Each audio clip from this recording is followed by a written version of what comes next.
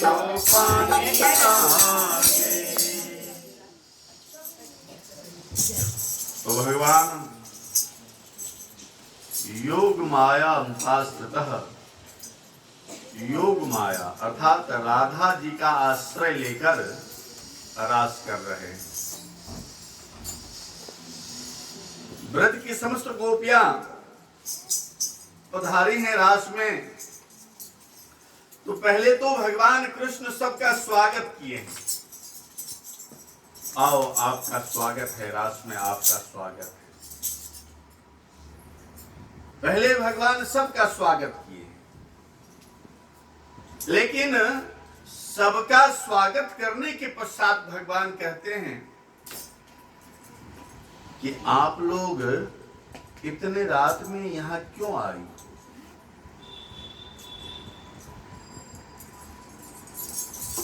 सब गोपियां सुन रही है। भगवान उपदेश कर रहे हैं गोपियों। गोपियां सिर नीचे झुकाई हैं और सिर नीचे झुकाकर अपने पैर के अंगूठे से वहां जमीन को कुरेद रही है और भगवान जो कह रहे हैं चुपचाप सुन रही है। तो भगवान ने कहा कि आप इस रात्रि में इस जंगल में क्यों आई? जंगल में बड़े बड़े हिंसक जीव रहते हैं, हिंसक प्राणी रहते हैं, और ऐसे जंगल में आपको नहीं आना चाहिए। आप गृहस्थ स्त्री हैं। धर्म कहता है कि आपको अपने घर में रहना चाहिए, अपने पति का सेवा करना चाहिए, अपने बच्चों का सेवा करना चाहिए, अपने परिवार का सम्मान सेवा करना चाहिए। आप इन सब को छोड़कर यहाँ आई हो, बहुत अच्छी बात, अब आगे, लेकिन अब आप वापस चले जाओ। भगवान कहते रहे, गोपियां सुनती रही।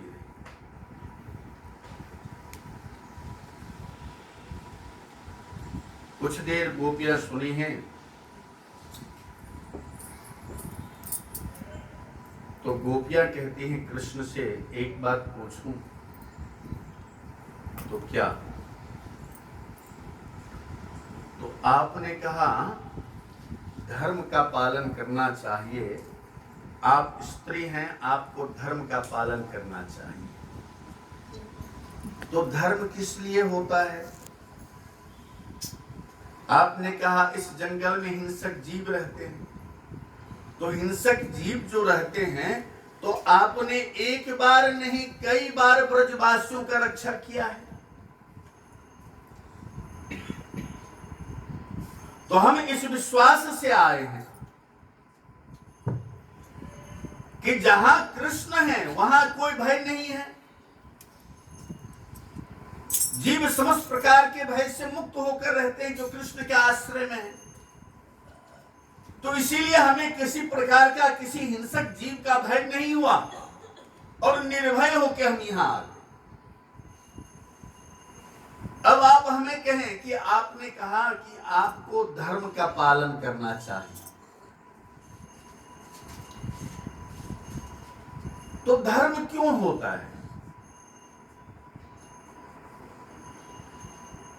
अब गोपियां पूछ रही हैं। पहले तो कृष्ण उपदेश करते रहे और गोपियां सुनती रही, सुनती रही, सुनती रही। जब कृष्ण का उपदेश रुका, तब गोपियां पूछ रही हैं कि आप बताएं कि धर्म का पालन करने का आप बात कर रहे हैं, तो धर्म क्यों करना चाहिए? तो कहते हैं धर्म करना चाहिए भगवत प्राप्ति के लिए। तो कहते हैं कि जब भगवत प्राप्ति, गोपियां पूछ रही है, कृष्ण सोच रहे हैं हम ही बड़े चालाक हैं।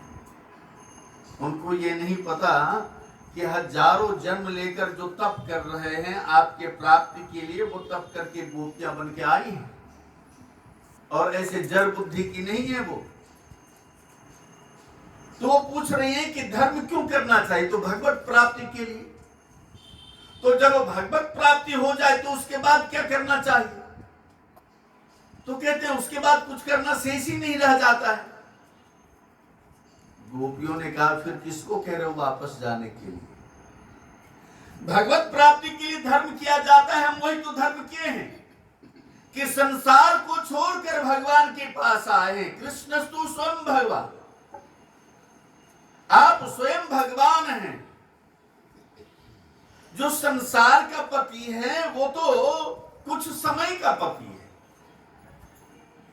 लेकिन आप जो हैं प्राणी मात्र का पति है, संपूर्ण प्राणी मात्र का पति है। पति कौन होता है? जो प्रतिपालन करे, और आप तो सबका प्रतिपालन करते हैं। तो सब कुछ को त्याग कर हम समस्त गोपियां परमात्मा के पास आए। भगवान अपि तारात्रि, भगवान अपि तारात्रि सरदूत फुल मल्लिका बिक्षरन्तु मनश्चक्रे योग माया सुमा योग माया मुपासना। तो कहते हैं मैं सबको त्याग कर और आपकी शरण में आई हूं। अतः हे गोविंद, आप हमें समस्त प्रकार के संसार की वासनाओं से मुक्त कर अपनी आश्रय। समस्त गोपियों में ब्रह्म दृष्टि रमा हुआ है, सुखदेव मुनि कहते हैं।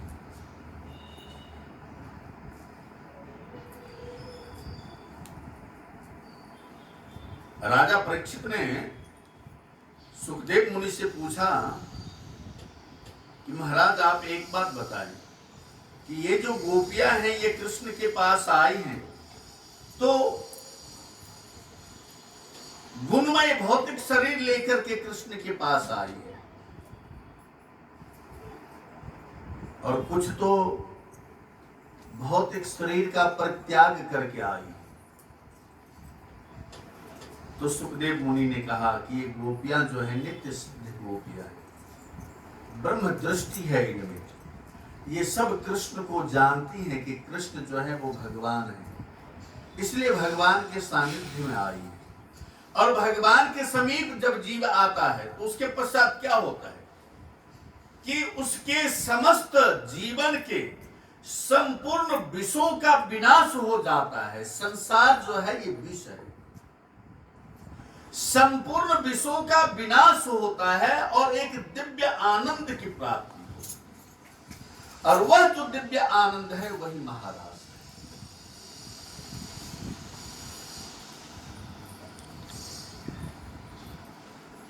गोपियों ने कहा कि हे गोविंद, अब तो हम सब आपके पास आ चुके हैं, और अब आपके चरण कमल के अलावा और कुछ भी नहीं चाहिए।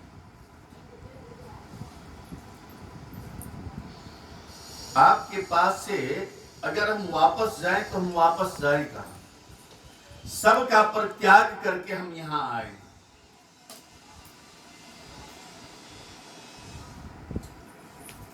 हे चित्तचोर, अगर आपके प्राप्ति में विधाता बाधक बने, आपको प्राप्त करने के लिए अगर हम गोपियों को वो नरक में डाल दे, तो हजारों करोड़ों असंख्य नरक मंजूर है,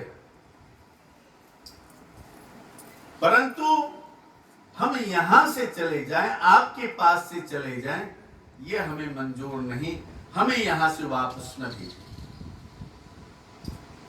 भगवान कृष्ण गोपियों के भाव को देखते हैं, और गोपियों के भाव को देखकर उनके भाव को समझकर और भगवान उनके संग रास करना प्रारंभ किए। जितनी गोपियां हैं उतने ही कृष्ण हैं,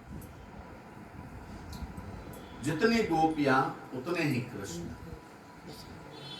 दो दो गोपियों के मध्य में कृष्ण खड़े हैं, और दो दो गोपियों के कंधे पे कृष्ण हाथ रखे हैं, और गोपियां कृष्ण के कंधे पे हाथ रखे हैं, और भगवान रास कर रहे हैं।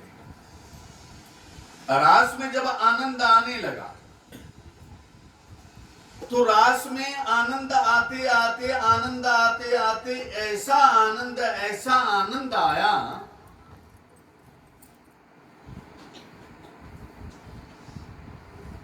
कि उस आनंद में थोड़ा विषयानंद का प्रवेश हो गया।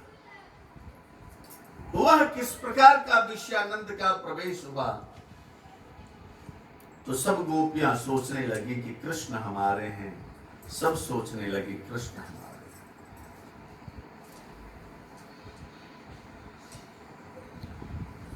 हर गोपी के संग कृष्ण रास कर रहे हैं, तो सब सोचने लगी कि कृष्ण हमारे हैं, कृष्ण हमारे हैं, कृष्ण हमारे हैं। इस प्रकार का परमात्मा किसी एक जीव का नहीं है, परमात्मा तो संपूर्ण प्राणी मात्र का है। कृष्ण संपूर्ण प्राणी मात्र का है, लेकिन उसमें हमारे की जो भावना आई, अहम की जो भावना आई, तो कृष्ण में और जीव में कोई दूसरा आ जाए तो ये भगवान को पसंद नहीं। और रास होते होते, रास करते करते गोपियां रास में निमग्न हुई, और जैसे ही गोपियां रास में निमग्न हुई, वैसे ही उसी बीच से भगवान उस रास में सबको उन्मत्त छोड़कर और वहां से अंतर्ध्यान हो।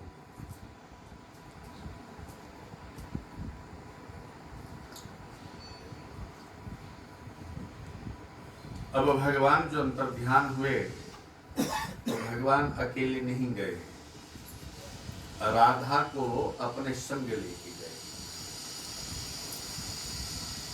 कुछ दूर जाने के पश्चात राधा रानी थक गई, तो भगवान वहां बैठे हैं और वहां बगीचे से सुंदर सुंदर फूल लाके और भगवान राधा रानी के केसों में सजाए। कृष्ण ने कहा अब हम चलें, तो राधा जी ने कहा कि गोविंद अब तो मुझसे चलना कठिन है, मैं थक गई। तो भगवान उन्हें अपने कंधे पे बिठा लिया, और जब भगवान उनको कंधे पे बिठा के लेके जा रहे हैं, तो मार्ग में एक वृक्ष का डाली झुका हुआ था, और वो जो वृक्ष का डाली झुका हुआ था, तो भगवान के कंधे के ऊपर बैठे और राधा रानी उस डाली को पकड़ ली। भगवान ने कहा ओ आप भी मध्य में इस डाली को ला रही हैं, तो भगवान उनको वही लटका हुआ छोड़ के वहां से अंतर्ध्यान हुए। जैसे ही भगवान वहां से अंतर्ध्यान हुए, राधा रानी वहां से वापस आई जहां समस्त गोपियां थी, और जहां समस्त गोपियां थी वहां राधा जी वापस आई थी। जब राधा जी वापस आई तो रास करते करते सब में जो आनंद आया था, और उसमें जो थोड़ा विष के तरह अहम की भावना आ गई थी, वो ऐसा कैसा काम किया कि कुछ समय पश्चात उन सब का आनंद समाप्त हो गया, क्योंकि कृष्ण ही बीच में नहीं। और जब कृष्ण न रहे बीच में जीवन में, तो फिर जीव का जीवन कैसा? गोविंद बोलो हरि गोपाल बोलो, गोविंद बोलो हरि गोपाल